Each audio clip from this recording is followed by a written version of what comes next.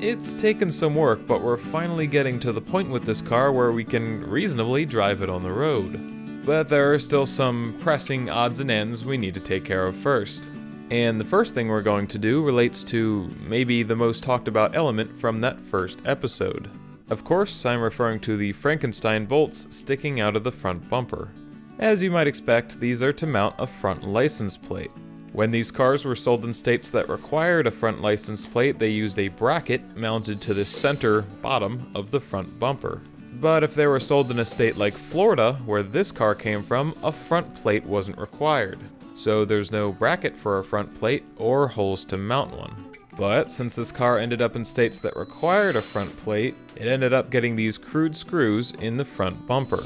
The previous owner told me this was done after being, I believe on more than one occasion, pulled over for not having a front plate. He had the front plate on top of the dashboard at the base of the windshield, but apparently that wasn't good enough. To get out of trouble, he needed a way to mount the plate right away, and this is what happened. It's definitely not the most elegant or pretty solution, but so far at least, it has gotten the job done. And in the name of just getting this car on the road, we're going to do something that I'm sure will make a lot of you less than happy, but we're just going to use this existing license plate mounting solution. There's already some damage to the paint, and obviously the holes are there, so if you were going to patch this, you'd have to deal with that, and I don't think now's the time. What we will try to do at least is take these pieces of rubber and punch holes in them to mount them underneath the license plate and hopefully prevent farther damage to the paint or the bumper. And here's the star of the show, a brand new license plate. We decided to go with historic tags for this car, which in Maryland means a car 20 years old or older, and it doesn't require any inspection. There are some limitations and very vague rules for historic tags, but for us, I don't think there'll be a problem. And no, I'm sure I'm not the only one who's disturbed by the fact that a car made in 1991 is over 20 years old, in this case almost 30 years old. But anyway, let's not think too much about that, and finish mounting the license plate. We also changed out the screws for some that are a little bit nicer looking and less rusty, and we'll just see how this goes. The main concern here is that air would be getting under the license plate, and yeah, those little rubber bits would not be helping there, and just kind of tear it off the bumper. But so far at least, the license plate has held fast.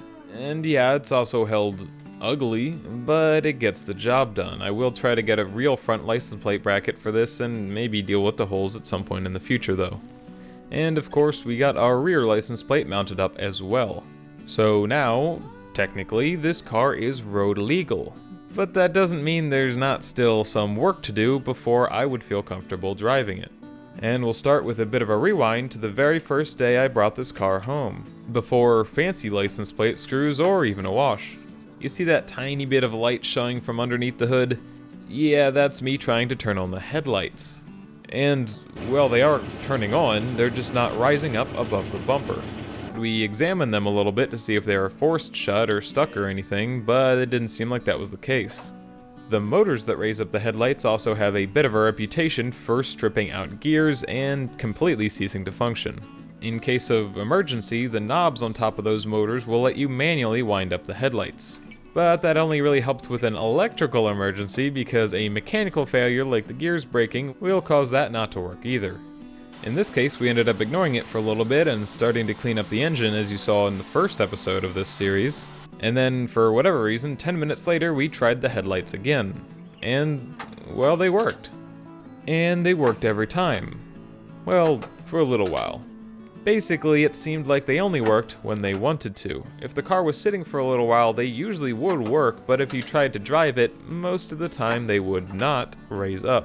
Which is obviously a problem if you're trying to drive your car at night, or just show off your cool flippy headlights. So let's try to take a closer look at what's going on here and see if we can't fix it. On the left side of the dash, this is the headlight switch. In fact, it's the exact same cheesy plastic switch that I hated enough on the Blazer to replace it with toggles. But in this case, despite still feeling terribly cheap, it does appear to be working. Go figure, when I tried to get a clip of the headlights not working, they wanted to work. But I can assure you they definitely did not work all the time. I did some research, and other than the gears themselves failing, the most common reason I found for the headlights to not work was the headlight door module. and that would be this little box located on the firewall. You can find these secondhand online for not too much money, but I figure we'll try to fix the one we have, assuming it is in fact the issue. And we'll start by removing the 2 electrical connectors hooked up to it. And other than that, it's pretty much just held in that bracket with friction. At least it was on this car. So we easily slid it out of its bracket and removed it from the car. Sorry, my mistake. It must have been these factory installed bugs holding the module in place. But I think we'll just get rid of those. I don't think it's gonna go anywhere. And here it is. This is our headlamp door control module.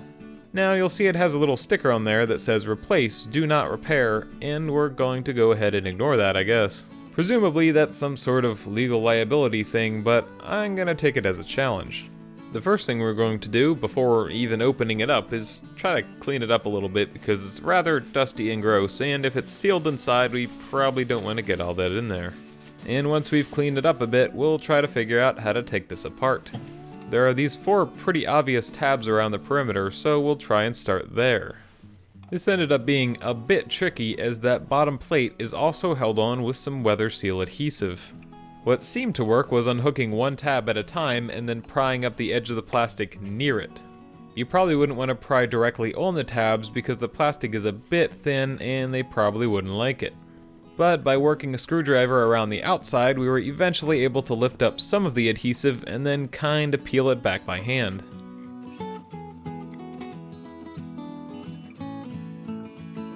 And there you go. All things considered, it really wasn't very hard to get this apart. Even though the sticker tells you not to do it, it's nice to see components that are user serviceable like this. And now we'll take a close look at the board, but there doesn't appear to be anything obviously wrong with it. The failure I had read about online was the solder cracking that connects the circuit board to the pins that go to the connectors. I didn't notice any obvious cracks and there's no chunks missing or anything, but sometimes these things are a little bit more subtle than that. And this might not be exactly scientific, but it sure seemed like there was a little bit of play if you wiggled the pins. And eventually, and it took using a magnifying glass, but I did notice something on some of the soldered pins. It's hard to see in person, but it actually shows up a little bit better on camera with a macro lens. The solder joints on some of these pins, especially this one on the end, definitely does not look right. You'd normally expect to see a nice, smooth flow, but this one sure looks rough, and if it has cracked from vibration or fatigue, that could certainly cause an intermittent failure where sometimes the joint is continuous and sometimes it's in a slightly different spot and isn't. So in order to give this a connection like it originally would have had, we'll go through and resolder these pins. At first I tried to just reflow the solder and add a little bit, but it seemed like there are some contamination or maybe solder incompatibility issues, so I decided to go through and desolder them. And we also decided to go ahead and resolder these grounding lugs since they didn't look the best either. The grounding lug connection should be much more solid. And in the interest of doing the same to the pins, we'll clean up some of the excess flux and make sure the board is cleaner before we start soldering again. We'll heat up each individual joint and then use a desoldering pen to remove as much as possible. We'll leave one connected for now so that we don't drop the pins out of the board. Then we'll go back through and reapply some new solder.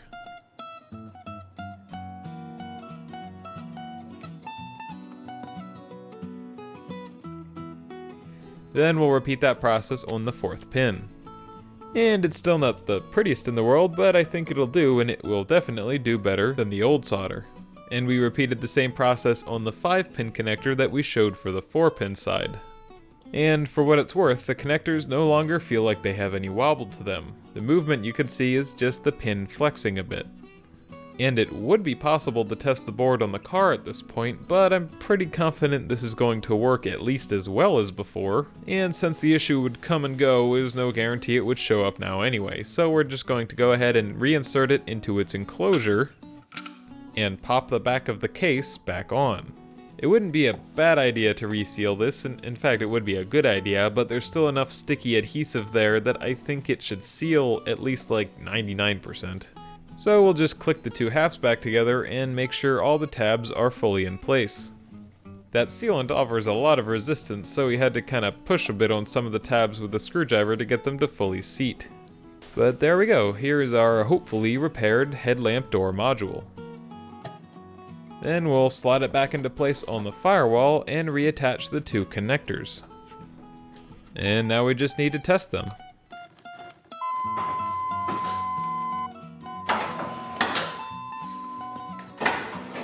Well, they're definitely working at the moment, and I couldn't really make them act up in any way.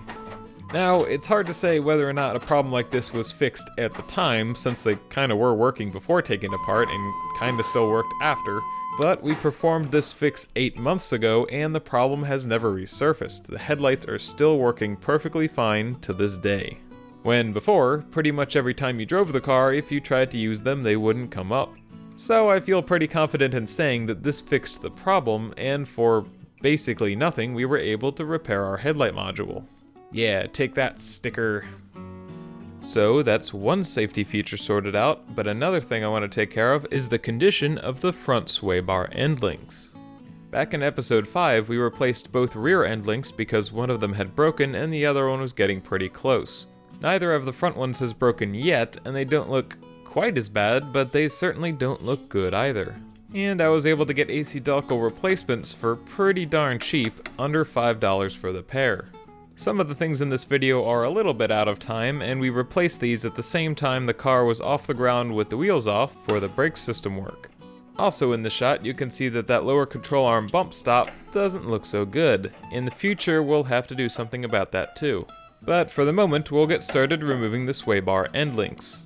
In order to increase the chances of these things coming off without a fight, we'll clean the threads up a bit and spray some WD-40 on them.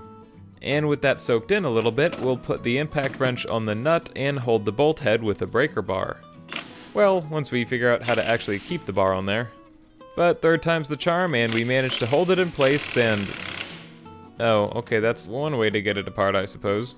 The head of the bolt snapped right off, which puts us in a bit of a tricky position because that spacer in the center is still thoroughly rust welded to the bolt. We had a very similar problem with the rear sway bar end links and found it very annoying to cut them apart. But there's more space around these front ones and we have the wheels off, so we have more options for attacking them. And what we decided to do is use the impact gun to break the rest of the bolt apart. And to hold the spacer still, we'll grab onto it very tightly with a pair of locking pliers. Because the angle had changed, this time we needed a swivel socket on the impact gun, but no matter, we'll just put that on there and let it do its work.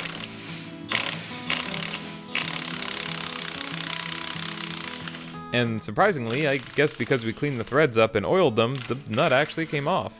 But you can tell from the WD-40 smoke that there was a lot of force and a lot of friction as that came off. And since both ends have been freed, all we have to do is finagle that last remaining shipwreck piece out of the sway bar. And there you go. Even though neither of these front sway bar end links had broken yet, they were definitely in bad shape, so it's a good thing we decided to replace them. We'll just brush off some of that rust for now, but before installing the new one, we'll go ahead and take off the other sway bar end links so that everything's loose and hopefully it's easier to line the new ones up. And for the passenger side, we'll repeat that same process and see how it goes over here. We'll clean off and oil the threads, then put the impact gun on the nut and hold the bottom with the breaker bar.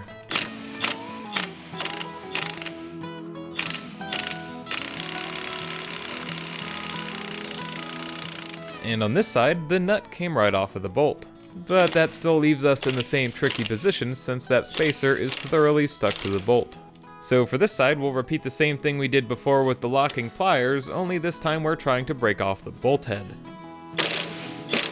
And, well, it didn't take much to do that.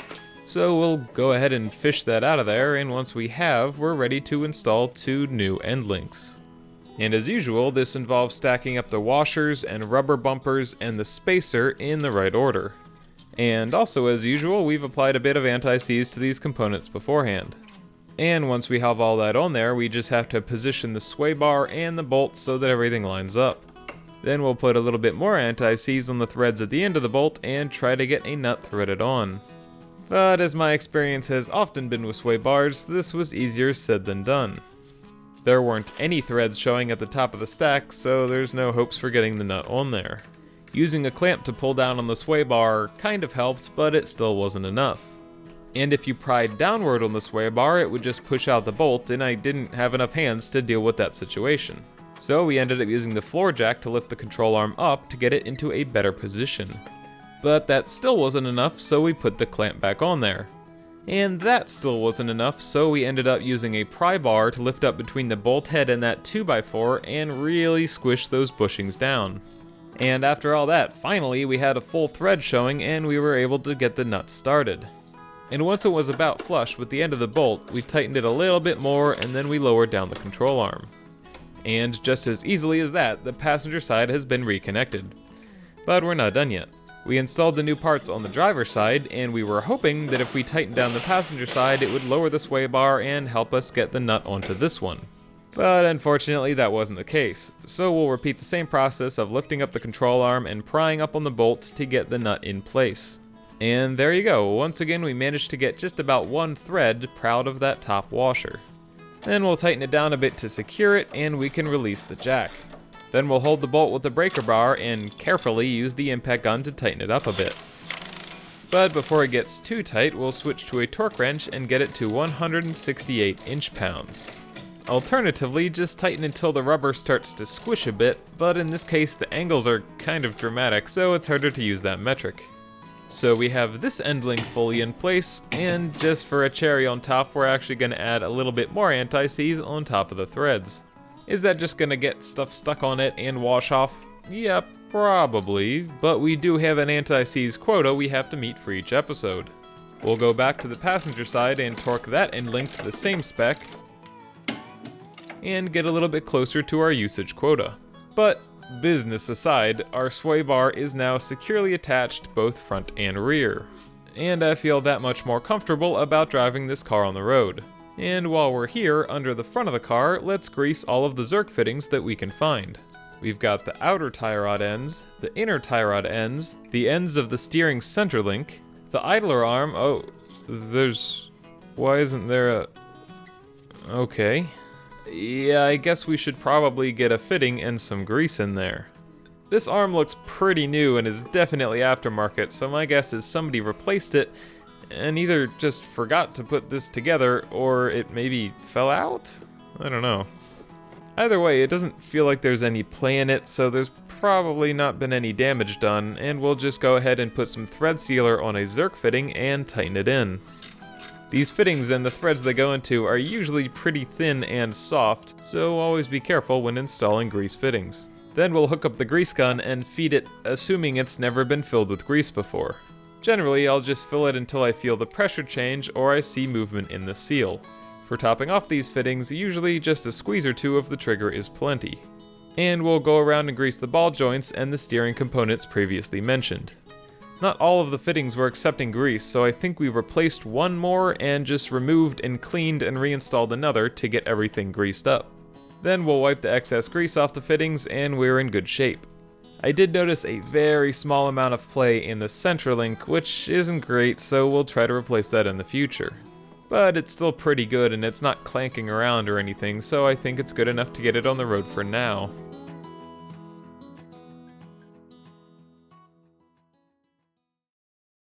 And in the interest of doing the same thing to the pins, we'll clean up some of that excess flux and some of the excess flux, some of the excess flux, some of the excess flux, some of the excess flux, some of the